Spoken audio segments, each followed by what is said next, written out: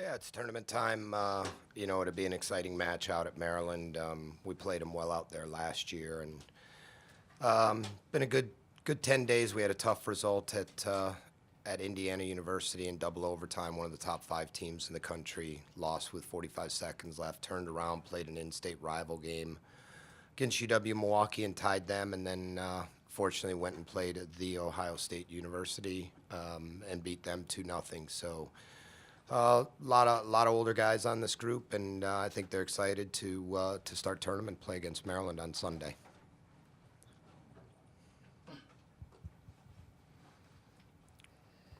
You had a wild one against Maryland here, didn't you?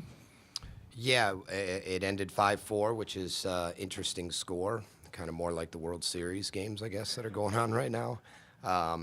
We had some chances in the last 40 seconds. We actually scored with 40 seconds left and had another, basically two chances with under 40 seconds left. And pretty unique in college soccer that you see those types of buzzer beaters. You don't normally see that in most of the rest of soccer, but it definitely makes for an exciting atmosphere. And I know my guys obviously wanted to tie that game and take it to overtime. But I'm sure Maryland will be prepared for us at home. It's always a hostile environment. They got a huge crowd, and sets up for a great opportunity for our guys to go out there and show the country what we're all about. Coach, not that you need any extra motivation with this being a rematch of the Big Ten championship last year in the Big Ten tournament. They got a little chippy last time you played them here. Do you expect some of that to kind of carry over? Yeah, it's interesting. There's been some. 3 games now. We played them at their place in a very tough game in the regular season, then matched up against them in the Big Ten final, and then obviously the game here this year. And it's a lot of the same personalities. There's not been a lot of turnover in their team or our team, and I think that's what's cool about sports is, especially collegiate sports, is over your 4-year career, you end up seeing a lot of the same faces. Occasionally there'll be a turnover, but when you're talking about two of the better teams in the Big Ten, which we both think we are, a lot of the same personalities. They've got some dynamic attackers and a very good team, and we do as well. I was on the conference call today about nominations and Big Ten awards, and I think when that's all said and done, people are going to realize how special some of our guys are when the awards come out at the end of the year. You take a look at Mueller and Catalano and Barlow. I mean, those are 3 studs up front, aren't they?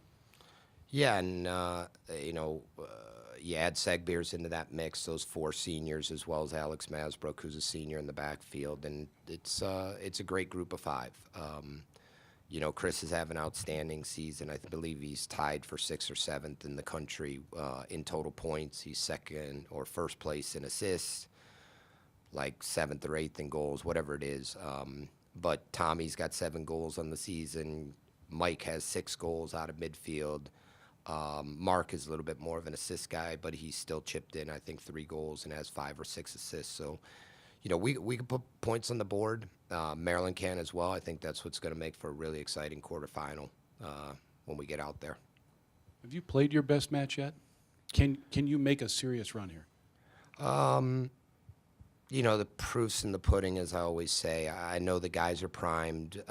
We did lose one of our captains to a facial injury at Indiana, which was unfortunate. Ed O'Neill, one of our redshirt senior captains, redshirt junior captain.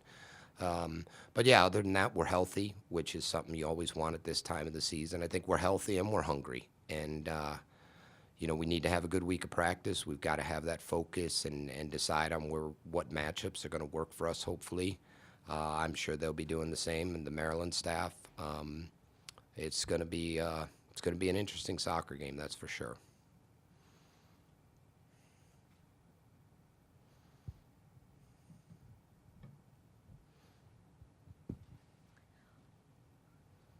What was the guys' reaction when they found out they were going to be seeing Maryland again? We were prepping to get on the flight last night to get these guys back in school, and as this day went on, the other 2 Big Ten games, which were going to affect the seeding, we were watching it at a restaurant in Columbus, Ohio, and once Michigan beat Maryland, I think the guys in the vans on our way to the airport realized we're going to be playing Maryland again, and you know they're good. But I think that also creates a situation where the focus is going to be that much more because of our last game against them and some of the other games we played in the last year and a half against them. And I told the guys, we were going to play one of the better teams. There's no question. We were the 5th seed. We were going to be on the road. We knew that going in. I like the matchup in that sense. I think there's something on the line for our guys.